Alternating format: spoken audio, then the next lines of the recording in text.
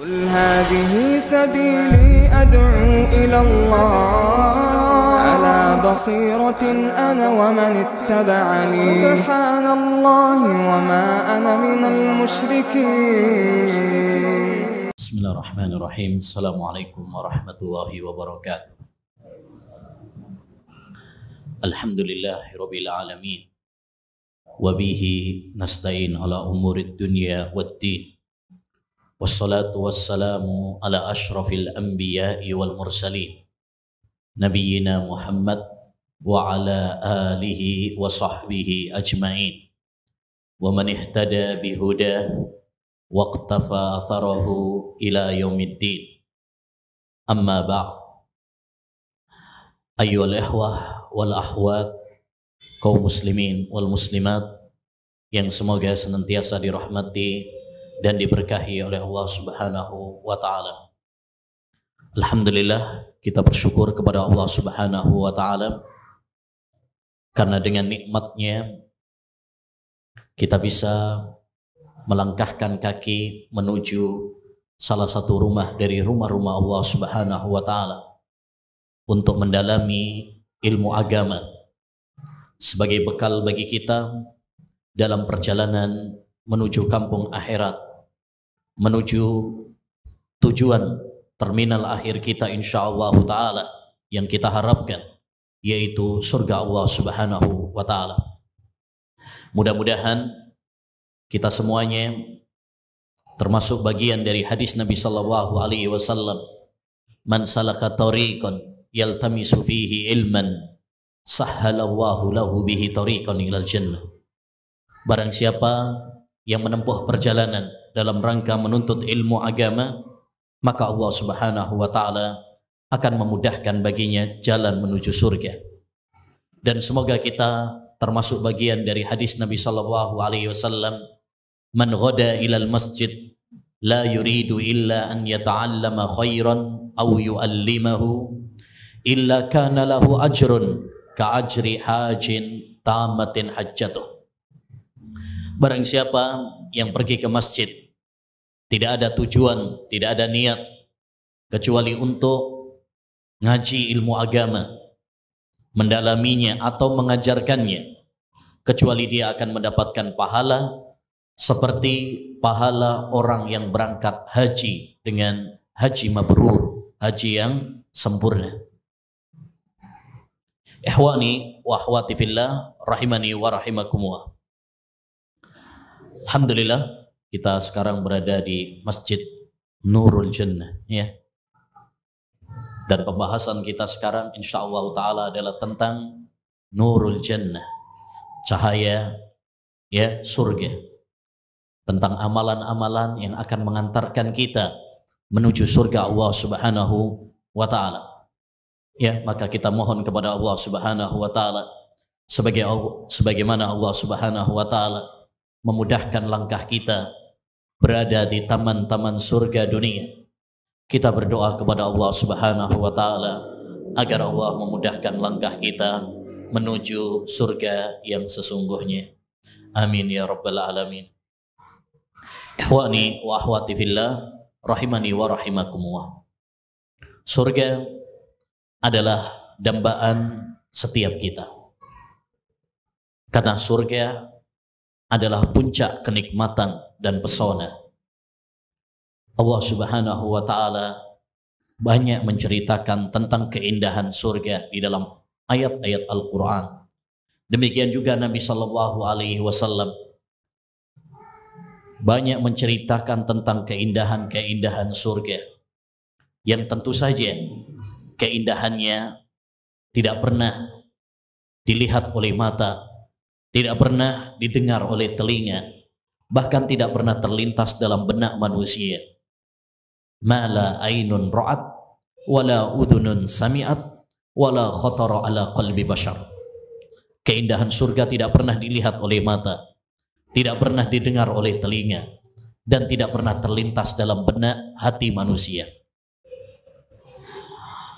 Semua kita pasti berharap, berdoa, bermimpi agar Allah Subhanahu wa ta'ala memberikan kepada kita anugerah terbesar ini, yaitu surga Allah Subhanahu wa Ta'ala.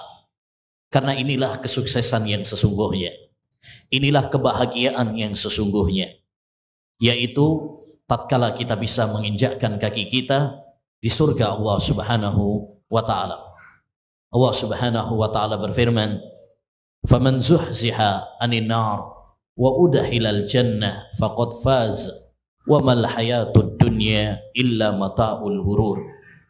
Barang siapa yang diselamatkan oleh Allah dari neraka dan dimasukkan oleh Allah ke surga, sungguh dia telah sukses bahagia. Adapun kehidupan dunia ini, tidaklah kehidupan dunia ini kecuali kesenangan yang menipu. Orang yang cerdas adalah orang yang tidak terlipu dengan gemerlapnya dunia, karena dunia adalah hina. Orang yang cerdas tidak tertipu dengan fata morgana dunia, karena dunia hanyalah sementara dan fana. Sehebat apapun kita, sebanyak apapun harta kita, setinggi apapun jabatan kita, semuanya hanyalah sementara. Nabi SAW pernah mengatakan, "Mali walid dunya, ma ana fid dunya illa karakibin istadalla tahta syajaratin summa raha anha wa tarakaha." Apa peduliku dengan dunia? Tidaklah saya di dunia ini melainkan seperti seorang pengembara yang melakukan perjalanan, kemudian dia singgah untuk istirahat di bawah sebuah pohon. Ketika rasa letih, lelahnya hilang, ya, dia akan melanjutkan perjalanannya, meninggalkan pohon tadi. Itulah perumpamaan kita di dunia ini. Kita hanya mampir sejenak, ya, di dunia ini, dan kita semuanya akan meninggalkan panggung dunia ini. Kita semuanya akan mati. Kullu nafsin dha'iqatul maut. Setiap yang bernyawa pasti akan mati, meninggalkan dunia yang fana ini menuju kampung yang kekal dan abadi. Oleh karenanya, hendaknya bagi kita semuanya untuk memikirkan, untuk berlomba-lomba di dalam beramal saleh. Semua kita harus bersemangat, ya, memperbanyak bekal-bekal untuk menuju kampung akhirat, menuju surga Allah Subhanahu wa Ta'ala. Karena surga Allah Subhanahu wa Ta'ala adalah barang dagangan Allah yang sangat mahal. Dia tidak diraih hanya dengan impian dan khayalan, tapi diraih dengan pengorbanan, dengan letih, dengan lelah, dengan amal. Ala inna sil'atallahi ghaliyah. Kata Nabi SAW, ketahuilah, sesungguhnya barang dagangan Allah Subhanahu wa Ta'ala itu sangatlah mahal. Ala inna sil'atallahil jannah. Ketahuilah barang dagangan Allah adalah surga. Surga diraih bukan hanya dengan menghayal, bermimpi, ya, dengan nyantai-nyantai, tetapi dengan usaha, dengan ikhtiar, dengan kesungguhan, dengan pengorbanan. Ya, Allah Subhanahu wa Ta'ala berfirman, "Wa tilkal jannatul lati uristumuha bima kuntum ta'malun." Itulah surga yang diberikan kepada kalian karena perbuatan-perbuatan kalian, amal-amal kalian. Maka orang yang cerdas adalah orang yang mati-matian, ya, untuk mempersiapkan bekal setelah kematian. Ikhwani wa akhwati fillah, rahimani wa rahimakumullah. Kita akan menyampaikan insyaallah ta'ala peluang-peluang, pintu-pintu, kesempatan-kesempatan yang dikabarkan oleh Allah dan dikabarkan oleh Rasulullah SAW, bahwa, ya, pintu-pintu tersebut akan mengantarkan kita menuju surganya dan menyelamatkan kita dari nerakanya. Dan ini adalah pembahasan yang sangat penting untuk kita kaji bersama. Pernah salah seorang sahabat Nabi SAW bertanya kepada Rasulullah SAW tentang amalan apa yang bisa memasukkan ke surga dan menyelamatkan dari neraka. Maka Nabi mengatakan, laqad sa'alta an adzim.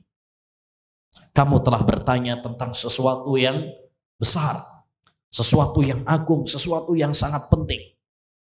Karena inilah tujuan inti kita, yaitu bagaimana berusaha menggapai surga Allah Subhanahu wa taala dan selamat dari neraka Allah Subhanahu wa taala.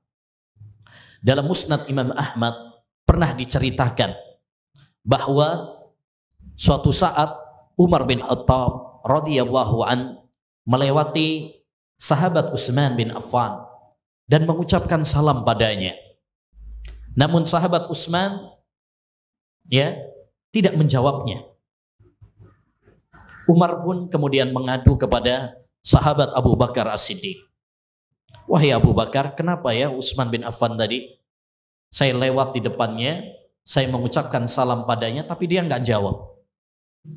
Maka keduanya pun akhirnya datang kepada Utsman.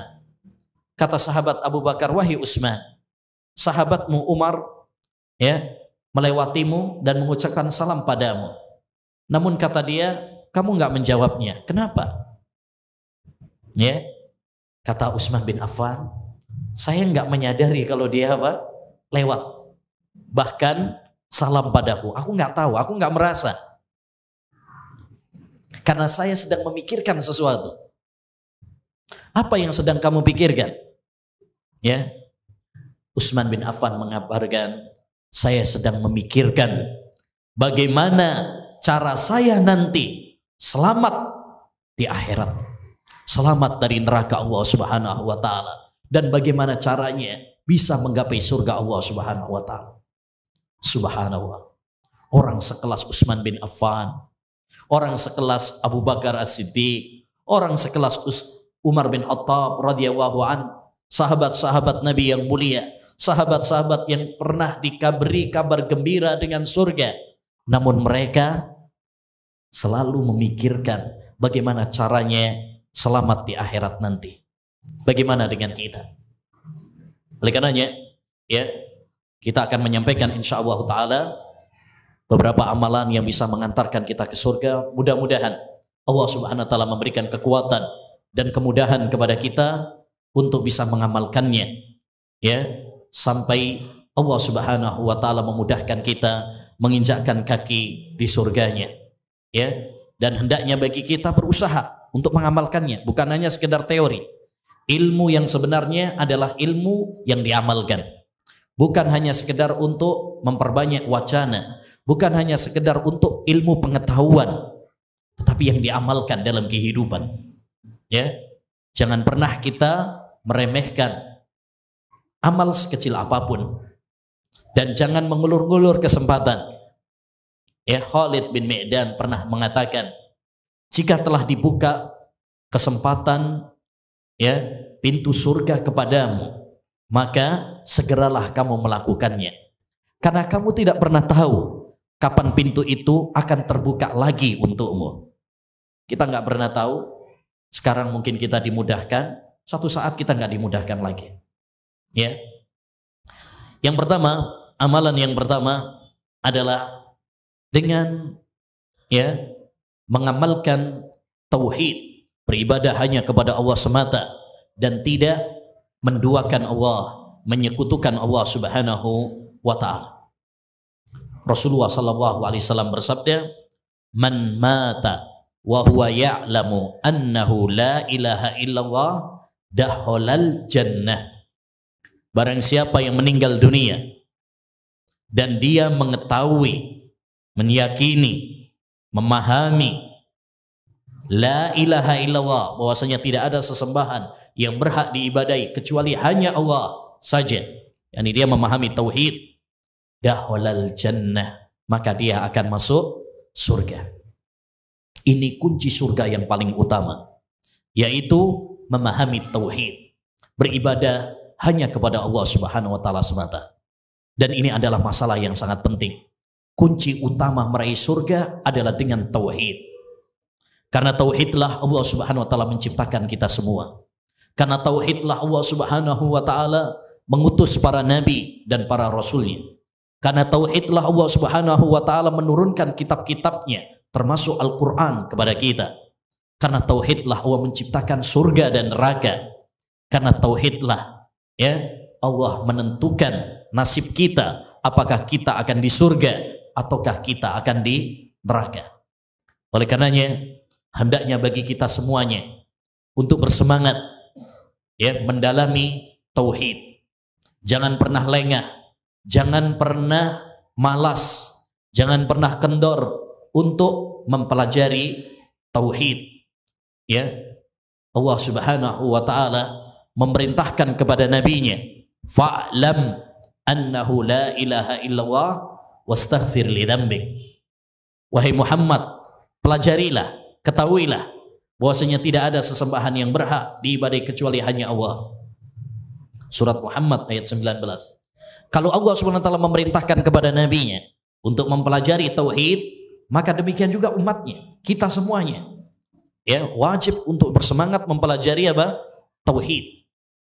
Karena ini adalah kunci surga yang paling utama, penentu nasib kita, apakah di surga ataukah di neraka. Dan hendaknya kita semuanya tidak merasa aman ya dengan tauhid kita. Jangan merasa saya ya sejak kecil sudah Islam, saya sudah ngaji ya, akan aman tauhid saya tidak akan terjerumus dalam kesyirikan. Tidak. Nabi Ibrahim alaihissalam, orang yang paling kuat tauhidnya, orang yang paling kuat imannya, sekalipun demikian khawatir terhadap dirinya, terhadap anak-anaknya, sehingga beliau berdoa kepada Allah Subhanahu wa taala, wajnubni wa baniya an na'budal asnam. Ya Allah, ya jauhkan aku dan anak keturunanku dari menyembah apa? Berhala. Kata Ibrahim At-Taimi, seorang ulama, wa man ya'manul bala ba'da Ibrahim. Kalau Nabi Ibrahim saja khawatir terjerumus ke dalam syirik, siapa lagi yang merasa aman setelah Ibrahim? Artinya kita nggak boleh merasa aman. Wajib bagi kita untuk selalu khawatir. Ya, hendaknya kita berdoa kepada Allah Subhanahu wa taala. Hendaknya kita selalu bersemangat ya untuk mempelajari tauhid, tidak boleh bosan, tidak boleh jenuh. Ya, karena ini adalah masalah yang sangat penting. Ilmu yang paling penting untuk kita pelajari, yang wajib dipelajari setiap muslim dan muslimah sebelum ilmu-ilmu yang lainnya adalah ilmu tauhid. Ya. Yang kedua, ayyuhal ikhwah rahimani wa rahimakumullah, di antara amalan yang mengantarkan kita ke surga Allah Subhanahu wa taala adalah ya beriman dan istiqamah di atas keimanan. Iman kepada Allah Subhanahu wa taala dan istiqamah di atas keimanan. Apa itu istiqamah? yakni tetap tegar, terus continue di dalam keimanan kepada Allah Subhanahu wa taala sampai malaikat maut menjemputnya, sampai Allah Subhanahu wa taala menghentikan nafasnya. Ya. Sebagaimana Allah Subhanahu wa taala berfirman di dalam surat Al-Ahqaf ayat 13-14. Innal ladzina qalu rabbuna Allah thumma istaqamu fala khaufun 'alaihim wala hum yahzanun.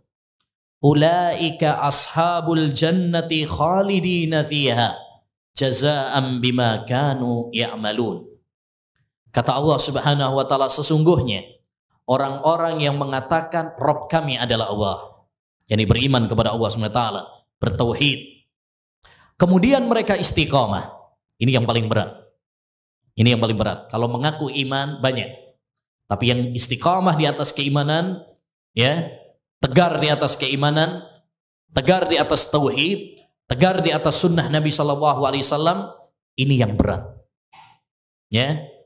Dan perhatikan, Allah menyebut kata istiqamah setelah keimanan, menunjukkan kepada kita satu faedah penting, bahwa istiqamah ya tidak mungkin diraih kecuali di atas tauhid, kecuali di atas sunnah Nabi SAW, kecuali di atas iman.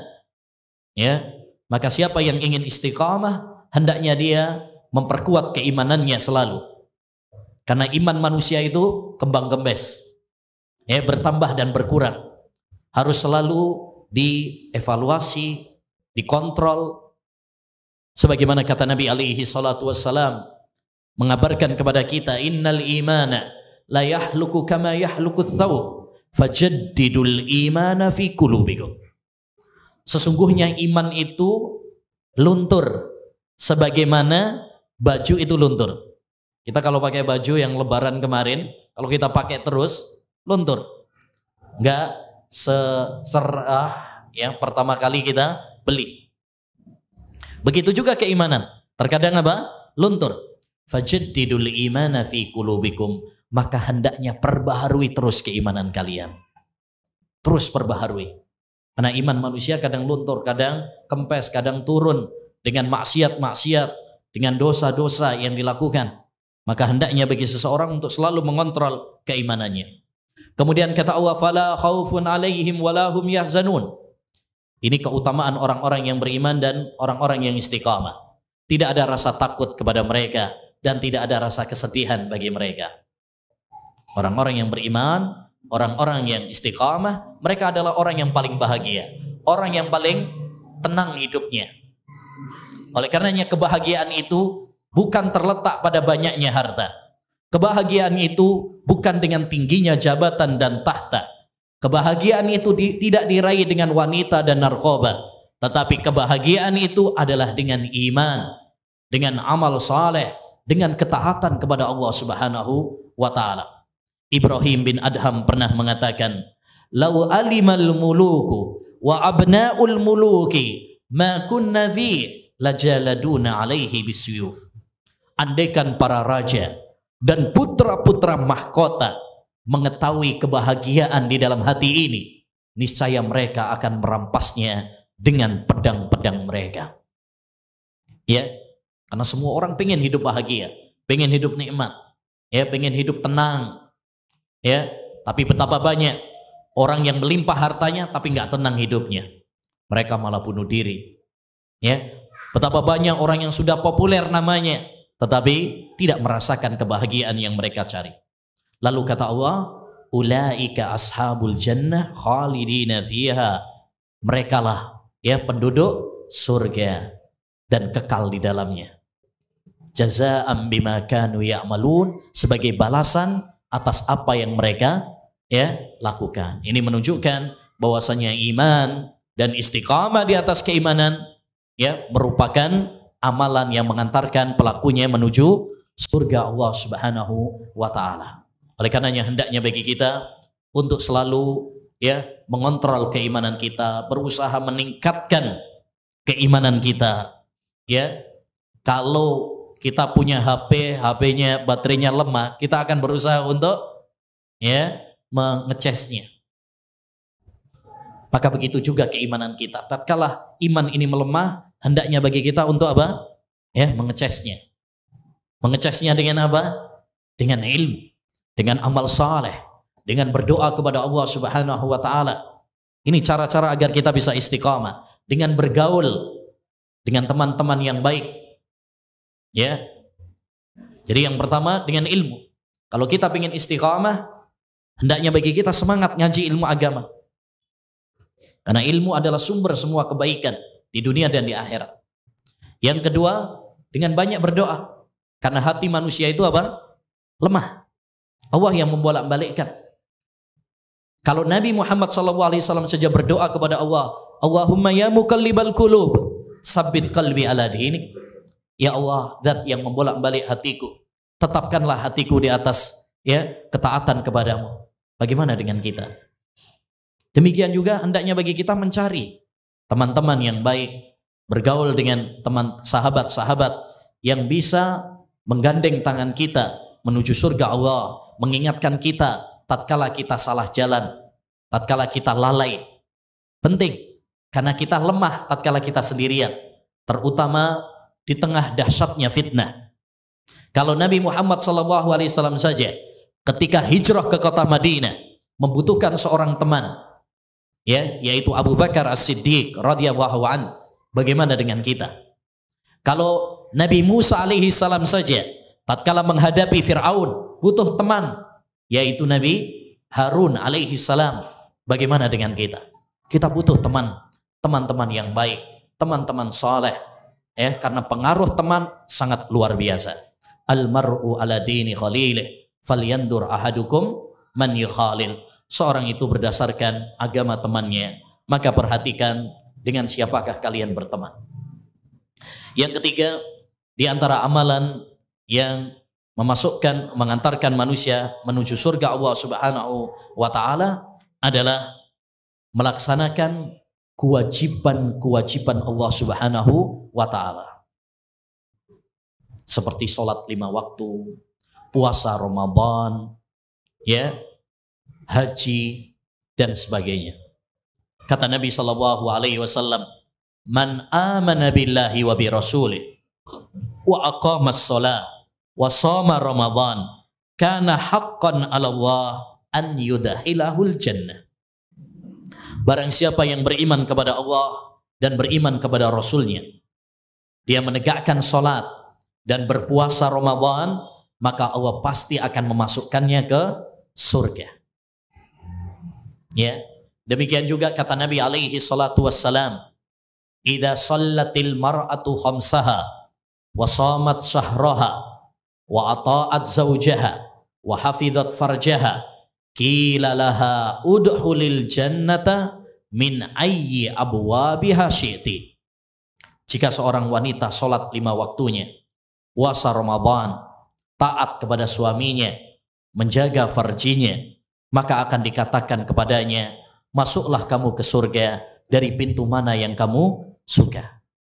Ini menunjukkan bahwa mengamalkan, ya, kewajiban-kewajiban Allah Subhanahu wa taala, ya, perintah-perintah Allah Subhanahu wa taala adalah jalan menuju surga Allah Subhanahu wa taala. Karena tidak ada amalan yang paling dicintai oleh Allah Subhanahu wa taala daripada apa yang Allah perintahkan kepada kita, apa yang Allah wajibkan kepada kita. Ini yang paling dicintai oleh Allah. Sebagaimana dalam hadis wali, ketika Allah Subhanahu wa taala menceritakan tentang kriteria kekasih-kekasih Allah, orang-orang yang dicintai oleh Allah Subhanahu wa taala. Dalam hadisul wali, hadis Bukhari, ya, dari sahabat Abu Hurairah, hadis qudsi, bahwa Allah Subhanahu wa taala berfirman, "Man 'adali waliyan faqad adantuhu bil harb." Siapa yang memusuhi kekasih-kekasihku, wali-waliku, maka saya akan menyatakan perang kepadanya. Hati-hati dari mencela para nabi, para sahabat, para ulama, ya, karena Anda berhadapan dengan Allah Subhanahu wa taala. Kemudian kata Allah menceritakan siapa wali-wali tersebut. Wali Allah bukan yang kebal, ya, dibacok nggak masalah, bukan yang bisa terbang, bukan yang, ya, bisa berjalan di atas, ya, air, ya, bukan itu. Tetapi wali-wali Allah Subhanahu wa taala diceritakan oleh Allah selanjutnya, "Wa ma taqarraba ilayya 'abdi bi syai'in ahabba ilayya mimma aftaradtuhu." Tidaklah seorang hambaku melakukan taqarrub, yang mendekatkan diri kepadaku dengan sesuatu yang lebih saya cintai daripada apa yang saya wajibkan kepadanya. Ini yang paling dicintai oleh Allah. Jika kita melaksanakan, ya, perintah-perintah Allah.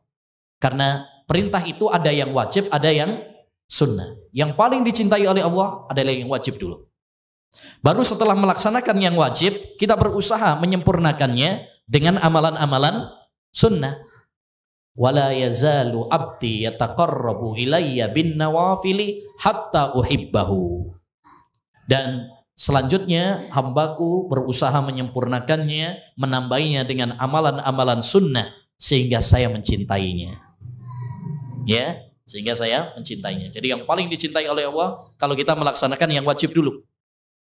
Jangan sampai kita semangat mengamalkan yang sunnah, yang wajib malah kita tinggalkan. Ini orang-orang yang tertipu. Ini orang-orang yang tidak mengerti tentang fikih prioritas, skala prioritas, mana yang harus dipentingkan, ya, mana yang harus diutamakan. Orang-orang seperti ini adalah orang-orang yang tidak mengerti tentang ilmu agama. Dahulu Al-Hafidh Ibnu Hajar Al-Asqalani dalam Fathul Bari menukil ucapan salah seorang ulama man saghalahul fardu bin nafli fahuwa ma'dzur. Siapa yang sibuk mengamalkan amalan-amalan yang wajib sehingga nggak sempat melakukan yang sunnah, orang seperti ini ma'dzur, diberi udzur. Ya, misalkan dia nggak sempat melaksanakan sholat sunnah rawatib. Kenapa? Karena lebih mendahulukan yang wajib, misalkan. Ini diberi udzur. Makanya kata Nabi, kalau sudah diqomati sholat, tidak ada sholat kecuali yang wajib. Dahulukan yang wajib. Wa man saghalahun naflu anil fardhi fahuwa maghrur. Tapi kalau ada orang yang lebih mengutamakan sunnah yang wajib dia lalaikan, maka orang ini adalah orang yang tertipu. Bahkan dikatakan ada oleh seorang tabi'in tatkala melihat ada orang yang semangat sholat sunnah tapi subuhnya malah kebablasan, nggak sholat subuh secara berjamaah, maka seorang ulama tabi'in ini mengatakan, lau alima ashabun nabiyyu sallallahu alaihi wasallam hadza la rajamuh. Andaikan para sahabat Nabi tahu orang ini, akan dilempari sama sahabat Nabi SAW. Akan dirajam sama sahabat Nabi SAW. Artinya ini adalah suatu kesalahan yang sangat fatal. Dan di antara kiat agar kita bisa masuk surga Allah Subhanahu wa taala, amalan yang mengantarkan kita ke surga Allah Subhanahu wa taala adalah membaca Al-Qur'an dan mengamalkannya. Sebagaimana disebutkan di dalam hadis, yuqalu li sahibil Qur'an, akan dikatakan kepada sahibul Qur'an, orang yang senantiasa membaca Al-Quran dan mengamalkan isinya, iqra wartaki, bacalah dan naiklah, warattil kama kunta turattilu fid dunya, dan bacalah secara tartil sebagaimana kamu membacanya di dunia. Fa inna manzilataka inda akhiri ayatin taqra'u biha. Dan akhir kedudukanmu di surga adalah akhir sebuah ayat yang kamu baca. Ini kalau baca terus, naik terus di tingkatan surga Allah Subhanahu wa taala sampai pada akhir ayat, disitulah Allah Subhanahu wa taala akan menempatkan penghafal Al-Qur'an, pecinta Al-Qur'an pada derajat yang tinggi di surga Allah Subhanahu wa taala. Maka ini menunjukkan kepada kita faedah penting, yaitu hendaknya bagi kita untuk menyibukkan diri kita mempelajari Al-Quran, membaca Al-Quran, menghafal Al-Quran. Khairukum man ta'allama Al-Quran wa 'allamahu. Sebaik-baik kalian adalah yang mempelajari Al-Quran dan yang mengajarkannya. Dan pahalanya luar biasa. Kata Nabi SAW, man qara'a harfan min kitabillah falahu bikulli harfin asyru amsalihah. Siapa yang membaca Al-Quran satu huruf saja, itu dilipat gandakan oleh Allah berapa? 10 kali lipat. Satu huruf. Kata Syekh Abdul Karim Al-Khudair, salah seorang ulama, Hay'ah Kibarul Ulama dan anggota Lajnah Daimah di Saudi Arabia. Beliau mengatakan, jika kamu malas membaca Al-Quran, seperti kebanyakan kita sekarang ini, malas membaca Al-Quran, lebih semangat baca WhatsApp, Facebook, berkali-kali khatam, sebelum tidur buka WhatsApp, Facebook, bangun tidur WhatsApp, Facebook, tapi jarang membaca Al-Quran. Kata beliau, jika dirimu malas untuk membaca Al-Quran, maka ingatlah, satu lembar mushaf Al-Quran yang kamu baca, kamu mendapatkan 5.000 pahala. Jadi kalau kita baca satu halaman itu kita mendapatkan apa? 5.000 pahala. Karena satu huruf dikalikan 10. Kalau kita membaca satu juz, itu sama dengan 100.000. pahala. Dan jika kita hatam Al-Quran semuanya 30 juz, maka itu sama dengan 1 juta pahala. Jadi kalau kita mengingat itu, insya Allah kita akan termotivasi untuk membaca apa? Al-Quran. Jangan jadikan Al-Quran hanya sekedar sebagai pajangan. Jangan jadikan Al-Quran hanya kita baca pas Ramadan saja. Jangan kita jadikan Al-Quran kita baca pas ada keluarga yang mati baru kita baca. Jangan. Hendaknya bagi kita menyibukkan diri kita dengan Al-Quran, menyempatkan waktu kita untuk membaca Al-Quran. Utsman bin Affan pernah mengatakan, wallahi law tahurat qulubukum ma syabi'at an kalami rabbikum. Demi Allah, andaikan hati kalian betul-betul bersih, suci, kalian tidak akan pernah merasa puas untuk membaca Al-Quran. Yani kurang terus. Antum akan bersemangat membaca Al-Quran. Bahkan beliau mengatakan, tidak ada 1 hari pun kecuali saya membaca Al-Quran. Padahal siapa? Utsman bin Affan. Orang yang super sibuk. Karena beliau adalah khalifah. Tapi beliau menyempatkan setiap hari untuk membaca Al-Quran. Sekarang kita, banyak di antara kita yang merasa sok sibuk, tapi nggak menyempatkan diri kita untuk membaca Al-Quran. Ngomongnya sibuk, tapi kalau buka WhatsApp, Facebook, nggak ada bosennya. Tapi membaca Al-Quran, jarang-jarang. Nah, lebih-lebih ada beberapa surat di dalam Al-Quran itu memiliki keutamaan khusus. Seperti misalkan ayat kursi. Ini ayat yang paling utama di dalam Al-Quran. Kata Nabi SAW, man qara'a ayat al-kursi fi duburi kulli salatin maktubah lam yamna'hu min dukhulil jannah illa an yamut. Siapa yang membaca ayat kursi selesai sholat wajib, maka tidak ada yang menghalanginya untuk masuk surga kecuali kematian. Demikian juga surat Tabarak. Rasulullah SAW mengatakan, suratun minal Qur'an ma hiya illa salasuna ayah khasamat an sahibiha hatta adkhalatul jannah wa hiya suratu Tabarak.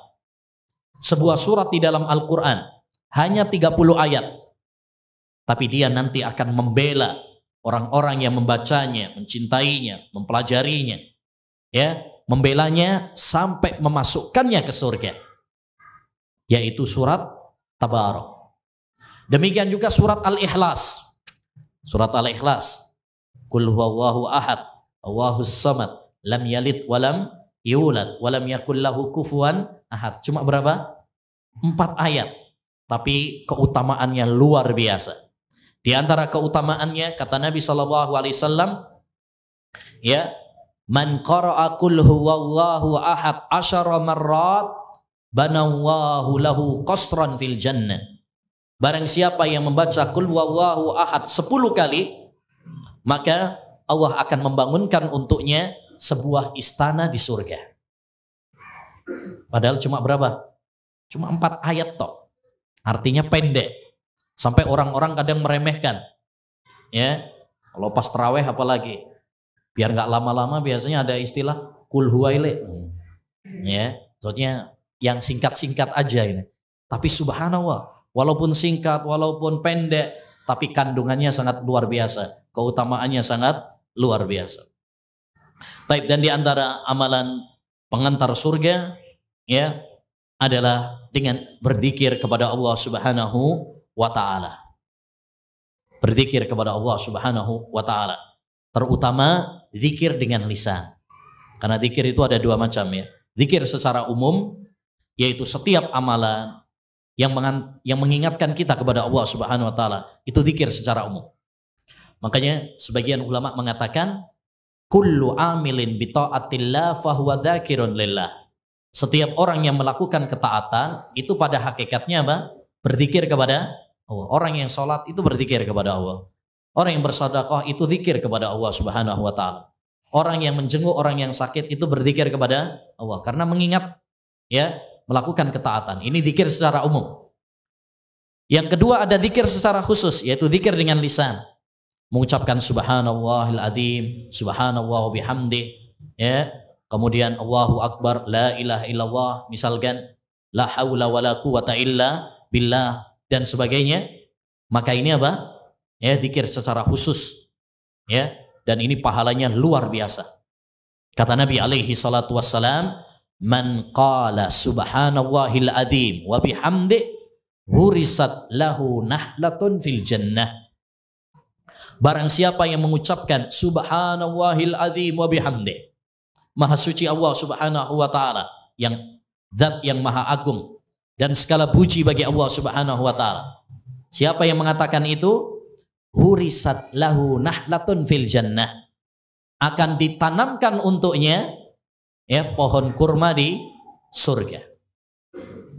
Ya, siapa yang ingin menanam tanaman di surga Allah Subhanahu wa taala, menabungnya sejak sekarang, ya, maka hendaknya apa? Memperbanyak zikir kepada Allah Subhanahu wa taala. Ya. Demikian juga kata Nabi alaihi salatu wassalam dalam hadis yang lain, ala adulluka ala kanzin min kunuzil jannah.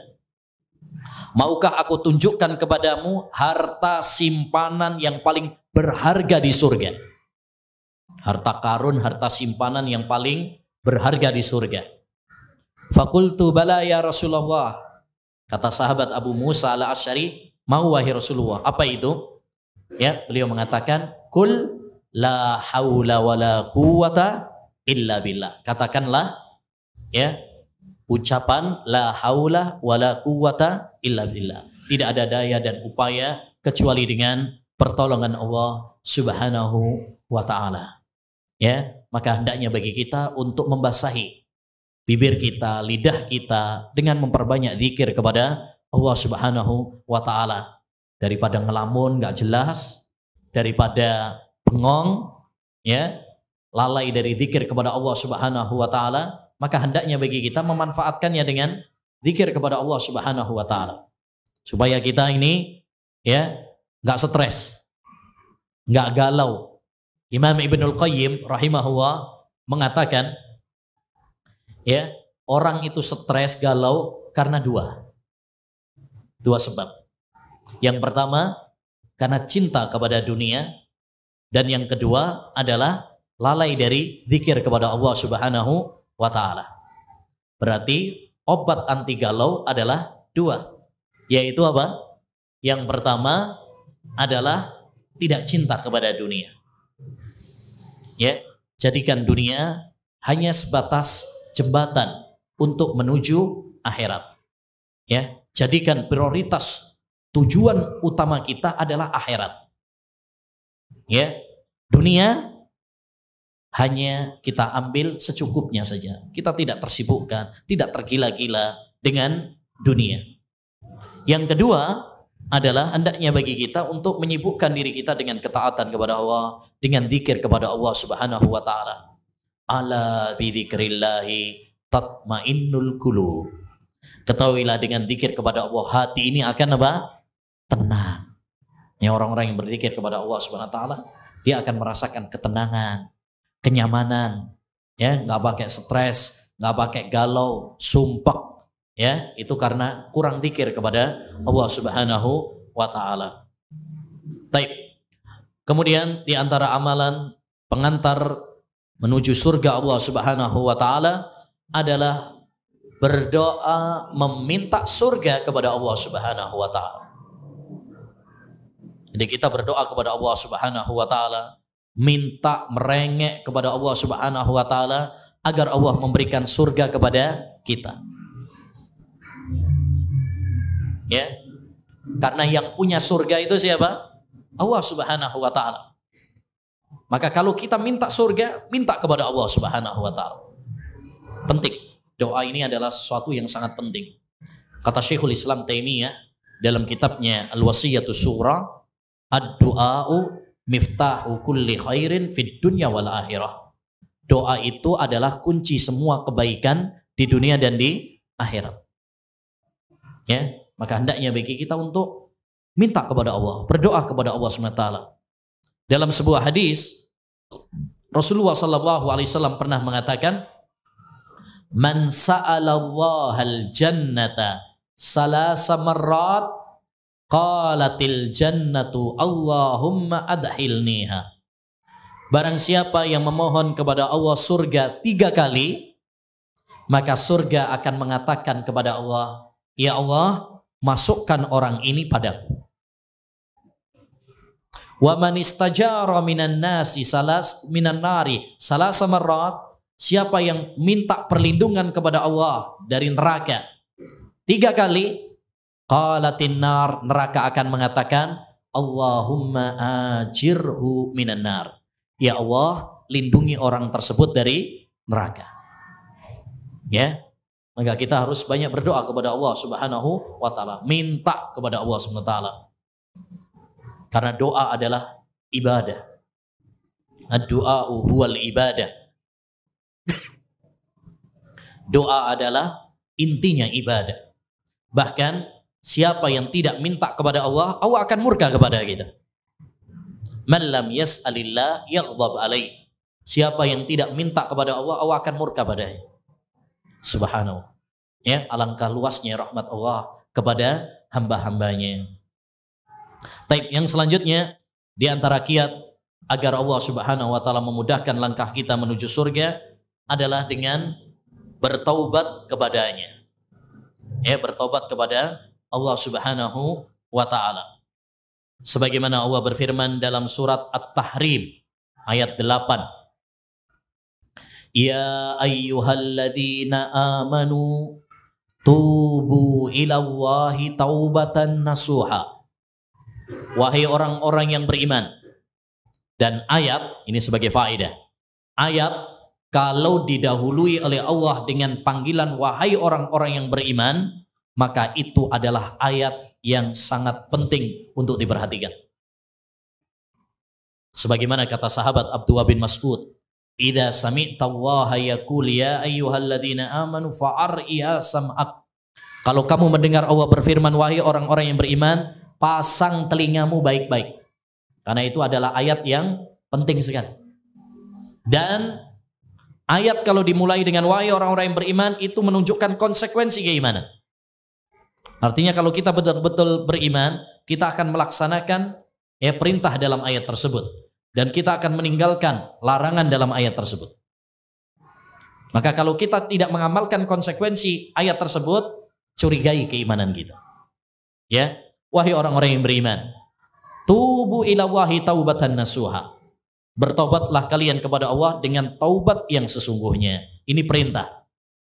Dan dalam kaidah usul fikih, hukum asal perintah menunjukkan wajib. Berarti taubat kepada Allah, kembali kepada Allah Subhanahu wa taala, hukumnya adalah wajib. Dan taubat disebut dengan taubatan nasuha, taubat yang sesungguhnya apabila memenuhi persyaratan-persyaratannya.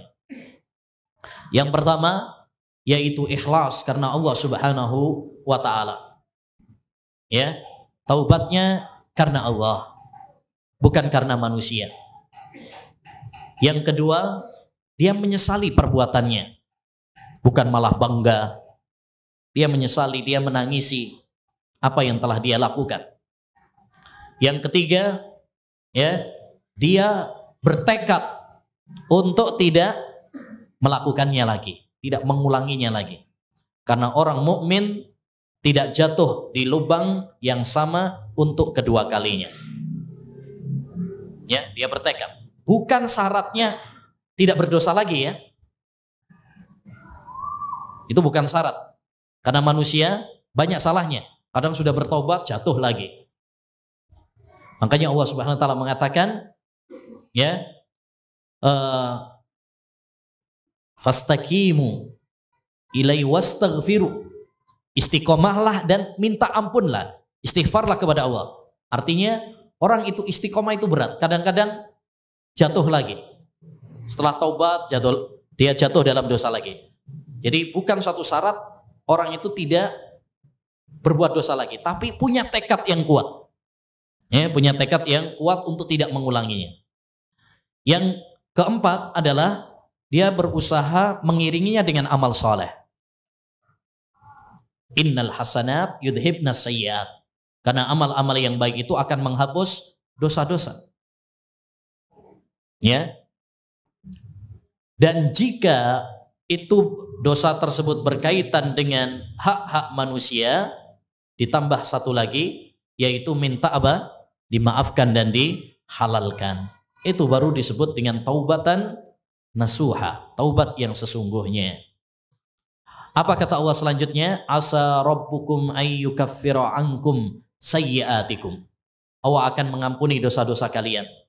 Wa yudkhilkum jannatin tajri min tahtihal anhar. Dan Allah akan memasukkan kalian ke surga yang mengalir di dalamnya, di bawahnya sungai-sungai.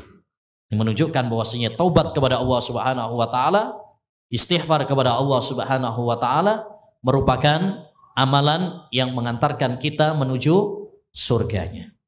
Ya, maka hendaknya bagi kita untuk sering ya bertobat kepada Allah Subhanahu wa taala. Ya, sering istighfar kepada Allah Subhanahu wa taala. Nabi Muhammad sallallahu alaihi wasallam orang yang sedikit ya dosanya. Bahkan kalaupun beliau melakukan dosa udah diampuni sama Allah Subhanahu wa taala. Sekalipun demikian beliau pernah mengatakan, "Ya ayyuhan nas, tubu ila Allah, fa inni atubu fil yaumi mi'ata marrah." Wahai manusia, bertobatlah kalian kepada Allah. Sesungguhnya saya setiap hari bertobat kepada Allah 100 kali. Itu siapa? Nabi Muhammad sallallahu alaihi wasallam, orang yang sedikit. Ya, sedikit dosanya. Bahkan kalaupun dosa sudah diampuni sama Allah SWT, tapi senantiasa bertobat kepada Allah SWT, memohon ampun kepada Allah SWT. Ya, lantas bagaimana dengan kita yang setiap hari siang dan malam senantiasa berdosa kepada Allah SWT, melakukan kemaksiatan kepada Allah SWT, meninggalkan larangan, meninggalkan ya perintah-perintah Allah, menerjang larangan-larangan Allah Subhanahu wa taala. Baik, dan di antara amalan ya pembuka pintu surga adalah menuntut ilmu agama. Ya, menuntut ilmu agama.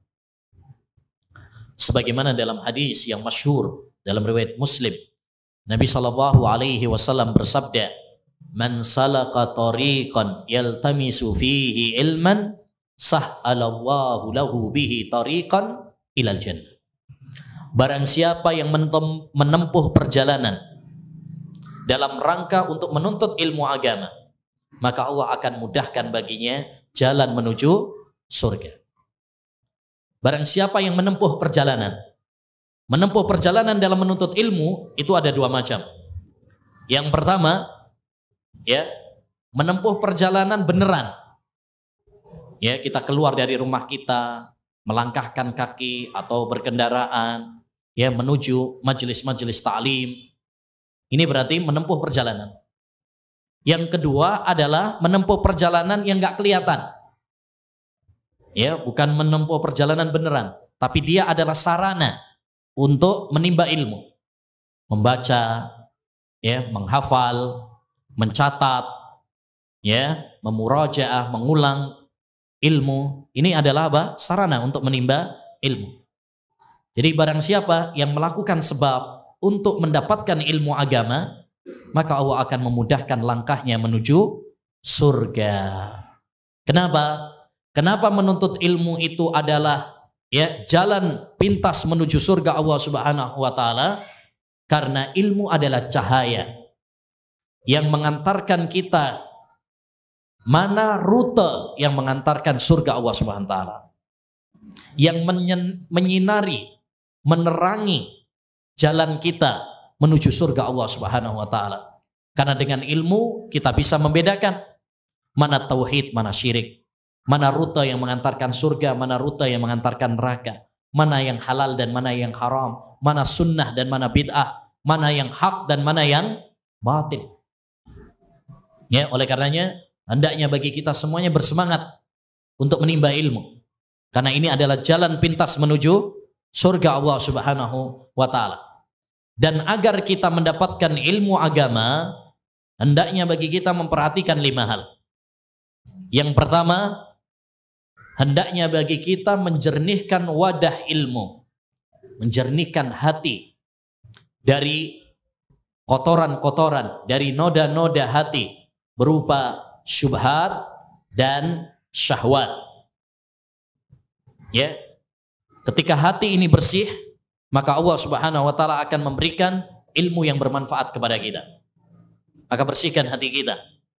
Ya, semakin bersih hati ini, maka Allah akan menambahkan ilmu yang bermanfaat. Yang kedua, hendaknya bagi kita untuk bersemangat. Ilmu tidak diraih hanya dengan angan-angan dan khayalan, hanya dengan tidur-tiduran, malas-malesan. Tapi ilmu diraih dengan kerja keras, dengan usaha, dengan semangat. Ihris ala ma yanfa'uka wasta'in billah. Bersemangatlah kamu dalam melakukan hal-hal yang bermanfaat dan mintalah pertolongan kepada Allah. Itu kunci kesuksesan. Semangat ya dalam menuntut ilmu. Yang ketiga, hendaknya banyak berdoa kepada Allah agar Allah menambahkan ilmu kepada kita. Wa qur rabbi zidni ilma. Katakanlah wahai Muhammad, ya Allah tambahkanlah apa? Ilmu kepada aku. Makanya di antara doa yang diajarkan oleh Nabi, Allahumma inni as'aluka ilman nafi'a. Ya Allah, aku memohon kepadamu ilmu yang bermanfaat. Banyak berdoa. Jangan hanya mengandalkan kepada kecerdasan kita. Jangan hanya mengandalkan kepada kejeniusan kita. Tapi bersandarlah kepada Allah Subhanahu wa ta'ala. Mintalah kepada Allah Subhanahu wa ta'ala. Merengeklah kepada Allah Subhanahu wa ta'ala. Ya, yang keempat, agar kita mendapatkan ilmu, maka hendaknya bagi kita menghiasi diri kita dengan akhlak dan adab. Bil adabi tafhamul ilm, kata para ulama. Dengan adab niscaya engkau akan mendapatkan ilmu. Ya. Oleh karenanya dahulu para ulama ussalaf mereka mempelajari adab sebelum mempelajari ilmu. Karena adab adalah ya pintu untuk meraih ilmu. Yang kelima, agar Allah memberikan ilmu kepada kita, maka hendaknya bagi kita untuk sabar dan istiqamah. Belajar bukan hanya sehari, sebulan, setahun, tapi menuntut ilmu ini adalah kewajiban sampai ya akhir kehidupan kita. Imam Ahmad pernah mengatakan, ma'al mahbarah ilal makbarah. Bersama tinta, yakni kita menuntut ilmu sampai ke liang kubur. Ya. Nah, jadi belajar ilmu agama ini sampai kita apa? Mati. Karena ini ibadah kepada Allah Subhanahu wa taala.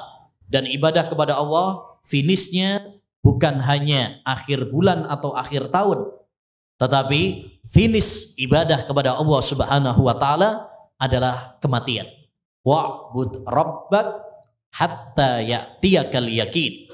Beribadahlah kepada Rabbmu sampai al-yakin datang kepadamu. Al-yakin maksudnya adalah al-maut, kematian.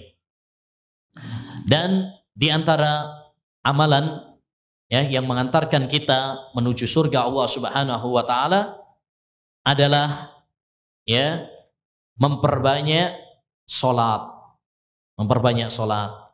Baik salat-salat yang wajib ya, demikian juga salat-salat sunnah yang disyariatkan. Ya. Salat rawatib, salat duha, salat malam dan sebagainya. Pernah sahabat Rabi'ah bin Ka'ab al-Aslami pernah mempersiapkan alat-alat wudu kepada Nabi sallallahu alaihi wasallam. Ya. Sebagai ucapan terima kasih, Nabi sallallahu alaihi wasallam mengatakan kepadanya, "Sal wahai Rabi'ah, mintalah." Kamu minta apa gitu ya? Bayangkan kalau Rasulullah SAW nawarin kita, ya kamu minta apa? Ya, yakni nanti akan apa? Diberi kalau mampu. Kalau presiden misalkan nawarin kita, kamu minta apa? Ya, banyak manusia hanya meminta apa? dunia.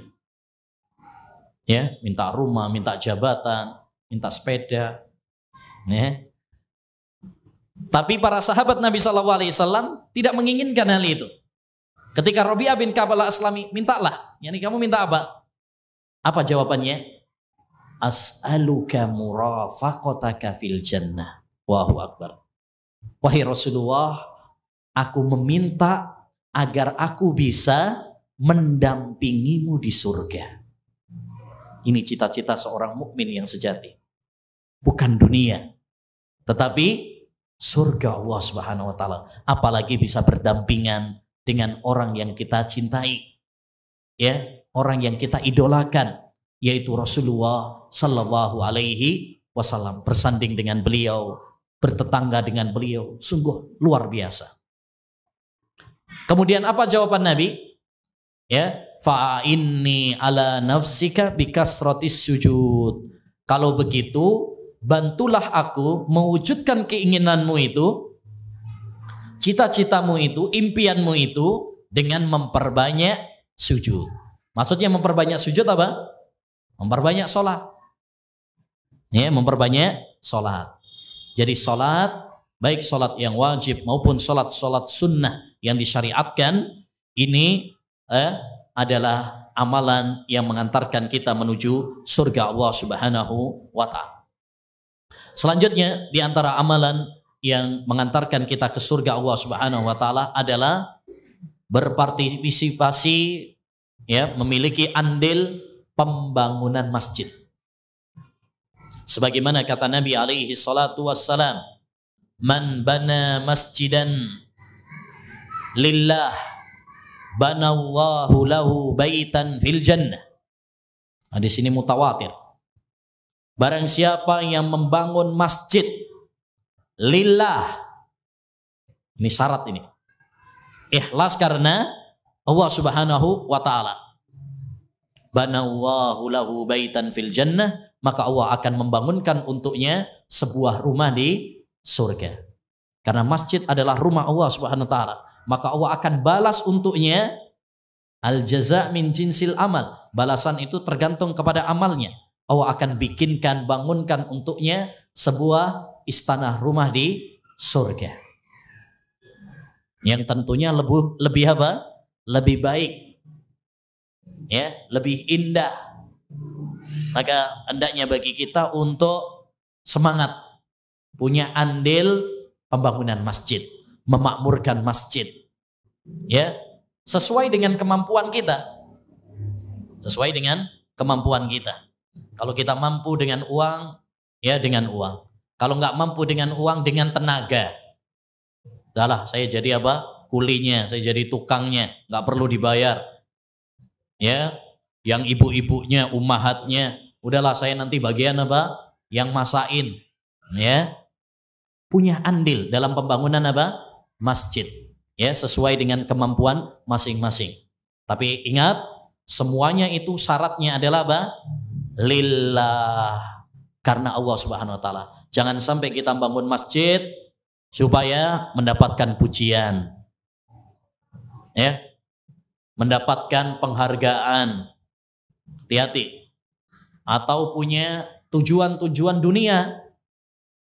Apalagi seperti sekarang ini musim politik, kadang-kadang ya bangun atau nyumbang, tapi ada apa? Persyaratan-persyaratannya. Bahkan pernah diceritakan di kita, ada sebagian nyumbang untuk masjid, kubahnya, semennya, ya, kerikilnya, pasirnya. Pas ternyata kalah dalam pemilihan, diambil lagi. Ya, diambil lagi. Nah, berarti ada tujuan, ya. Ada udang di balik nampan. Baik, dan di antara amalan yang mengantarkan kita menuju surga Allah Subhanahu wa ta'ala adalah, ya, bersedekah. Bersedekah. Kata Nabi alaihi salatu wassalam, man tasaddaqa bisadaqatin ibtigha'a wajhillah hutima lahu biha dakhulal jannah. Barang siapa yang bersedekah dengan suatu sedekah ikhlas mengharapkan wajah Allah Subhanahu wa ta'ala, maka dia akan masuk surga. Ya, oleh karenanya hendaknya bagi kita punya semangat, punya jiwa sosial, punya jiwa suka sodakoh. Jangan cuma berharap disodakoi, tapi bagaimana kita berupaya memberikan apa yang kita punya untuk orang lain. Khairun nas anfa'uhum linnas. Sebaik-baik manusia adalah yang memberikan manfaat kepada orang lain. Kita harus berusaha untuk bagaimana bisa membantu orang lain sesuai dengan kemampuan kita. Ya. Nah, demikian juga ayyuhal ikhwah, di antara amalan yang mengantarkan kita menuju surga Allah Subhanahu wa taala adalah ngurusi anak yatim. Ya, ngurusi anak yatim.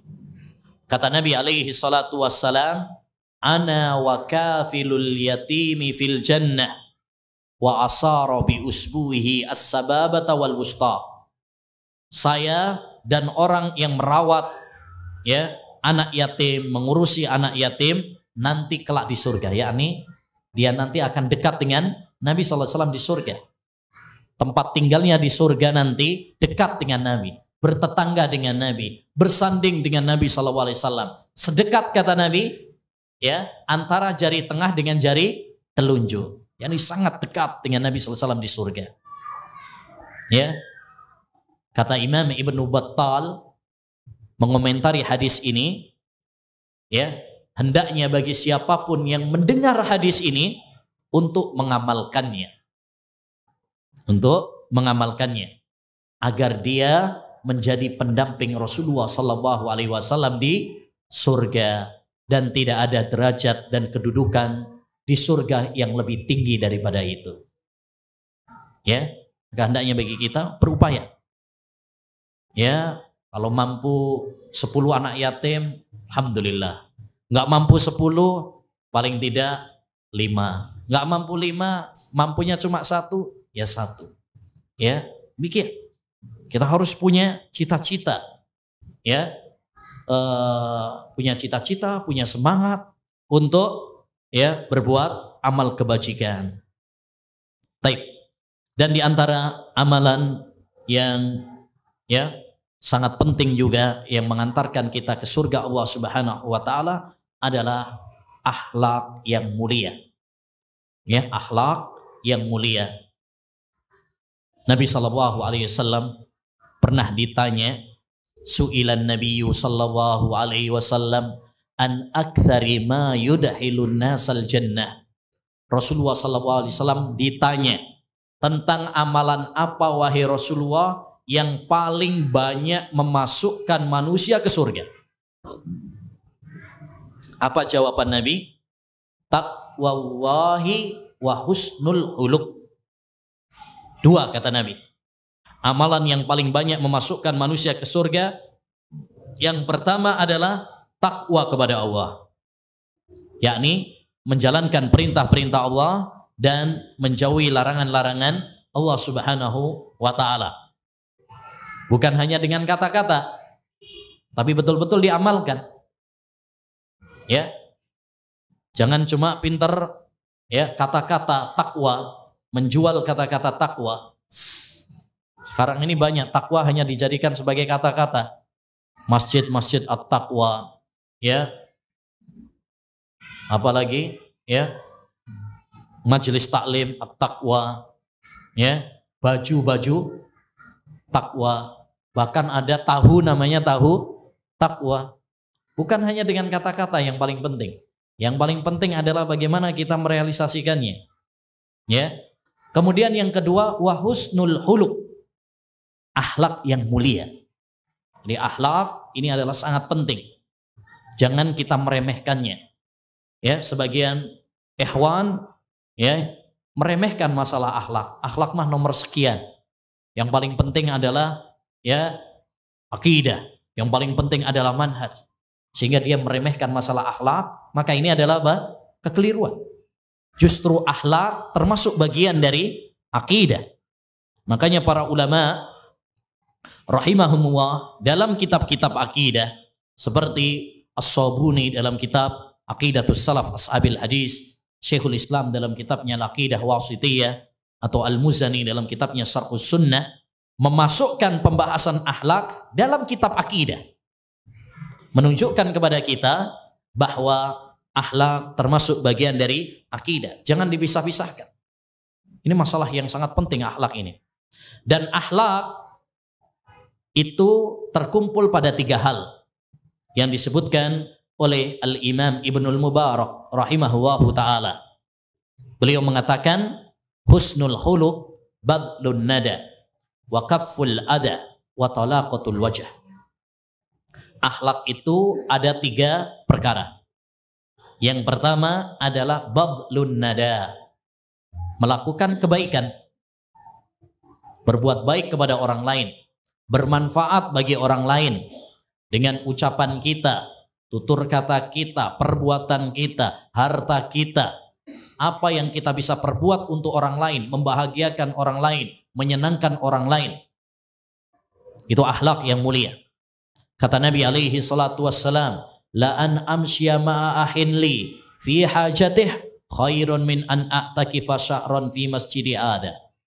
Saya berjalan memenuhi kebutuhan saudara saya, lebih saya cintai daripada iktikaf di masjidku ini, yaitu Masjid Nabawi, selama 1 bulan. Ya. Yang kedua, wakafful adha, tidak menyakiti orang lain. Ya, baik dengan ucapan maupun dengan perbuatan. Ya, itu namanya akhlak yang mulia. Hati-hati, jangan menyakiti orang lain dengan ucapan. Ini betapa sering orang menyakiti saudaranya dengan ucapannya. Ghibah, namimah, mencela. Aksaru khotaya bani Adam fi lisani. Kata Nabi alaihi salatu wassalam, kebanyakan dosa anak Adam itu adalah pada lisannya. Demikian juga hati-hati dari menyakiti orang lain dengan anggota badan, dengan tangan, nempeling orang, mengambil harta orang, berbuat zalim kepada orang. Ya, itu akhlak yang baik, tidak menyakiti. Al-muslimu man salimal muslimuna min lisanihi wa yadihi. Muslim yang sejati itu adalah tatkala orang-orang Islam yang lainnya selamat dari kejahatan lidahnya dan tangannya. Yang ketiga, akhlak yang baik itu adalah wa talaqatul wajah. Wajah yang berseri-seri. Ya, yang bermuka manis ketika ketemu sama orang, salam, nyapa, berjabat tangan, begitu, senyum, jangan cemberut. Ya, Nabi SAW mengatakan tabassumu kali ahi kalaka sodaqah. Senyummu kepada saudaramu itu adalah apa? Sodaqah. Jadi nggak usah pelit-pelit untuk memberikan apa? Senyuman. Ketemu orang kadang cemberut. Ya, jangan. Itu sodaqah, nggak pakai biaya, nggak pakai duit. Itu sudah sodaqah. Masya Allah. Ya, jadi jangan pelit-pelit untuk senyum, karena gigi bukan aurat.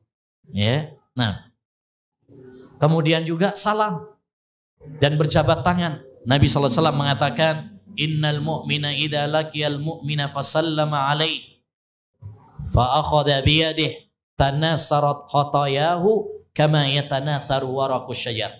Seorang mukmin apabila ketemu dengan mukmin yang lain, dia salam, dia jabat tangan, rontok dosa-dosanya sebagaimana daun-daun rontok dari pohonnya. Masya Allah. Ya, ini sebagian orang udah kenal ngaji malah jutek. Ya, ketemu orang malah pasang taring. Ya, dia mengatakan inilah salafi sejati. Na'udzubillah. Salafi mengajarkan kepada kita berakhlak mulia. Ya, mengucapkan salam, senyum kepada orang. Kalau kita ngaji manhaj salaf tetapi akhlak kita malah jauh dari manhaj salaf, maka itu hanya sekedar pengakuan saja. Manhaj salaf sangat menjunjung tinggi apa? Akhlak yang mulia. Semakin kita belajar manhaj salaf, hendaknya semakin berakhlak mulia. Jangan malah kemudian mengotori manhaj salaf, menodai dan mencoreng manhaj salaf dengan akhlak kita yang buruk. Baik, yang terakhir ya, di antara amalan yang mengantarkan kita menuju surga Allah Subhanahu wa taala adalah dengan birrul walidain, berbakti kepada kedua orang tua. Nabi sallallahu alaihi wasallam mengatakan, al-walidu awsatu abwabil jannah, in syi'ta fahfadha wa in syi'ta fadayyi'ha. Nabi sallallahu alaihi wasallam mengatakan, orang tua itu adalah pintu surga yang paling baik. Sekarang tergantung kepada antum. Apakah antum mau memanfaatkan pintu surga tersebut dengan sebaik-baiknya, ataukah antum akan menyia-nyiakan pintu surga tersebut? Ya, itu wasiat Nabi Shallallahu Alaihi Wasallam. Jadi kalau kita memiliki orang tua, sesungguhnya itu adalah pintu surga bagi anak. Jika kita berbakti kepada kedua orang tua kita, maka itu adalah kesempatan bagi kita untuk meraih surga Allah Subhanahu wa taala. Tapi jika kita menyia-nyiakannya, bahkan kita durhaka kepada kedua orang tua, maka ini adalah kerugian yang sangat luar biasa, yang sangat besar bagi seorang hamba. Ya, maka jangan sia-siakan kesempatan tersebut. Ya, sebelum kesempatan itu tertutup bagi kita. Ya, mari hendaknya kita berusaha menjadi anak-anak saleh dan salehah yang berbakti kepada kedua orang tua kita, baik dengan tutur kata kita, baik dengan perbuatan kita, atau dengan doa-doa yang kita panjatkan untuk mereka. Jangan sampai kita menjadi anak-anak yang durhaka, ya, dengan segala bentuk macam kedurhakaan kepada kedua orang tua, baik dengan berbuat kasar kepada mereka, membentak mereka, tidak mengakui mereka, membebani mereka, menaruh mereka di panti jompo, lebih mengutamakan istri daripada orang tua. Itu termasuk durhaka kepada kedua orang tua. Ya, durhaka kepada orang tua termasuk dosa besar. Nah, demikian ma'asyiral muslimin. Berapa itu? 12. 14. Nanggung ya? Ya cukuplah. Nah, karena kalau disampaikan ini bisa sampai isya. Kalau lengkap masih banyak, tapi setidaknya ini poin-poin yang apa? Yang paling inti, ya. Semoga Allah Subhanahu wa taala menjadikannya ilmu yang bermanfaat, dan semoga Allah memberikan kekuatan kepada kita, kemudahan kepada kita untuk apa? Mengamalkannya. Amin ya rabbal alamin.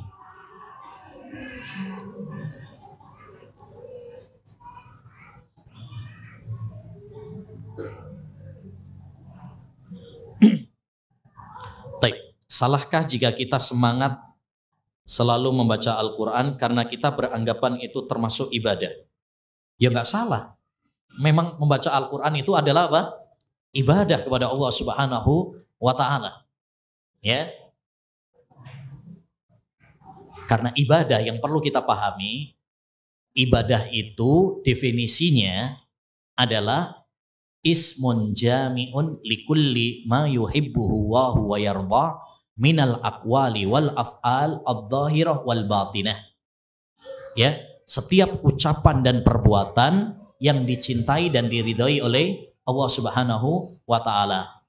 Baik amalan-amalan yang zahir maupun amalan-amalan yang batin.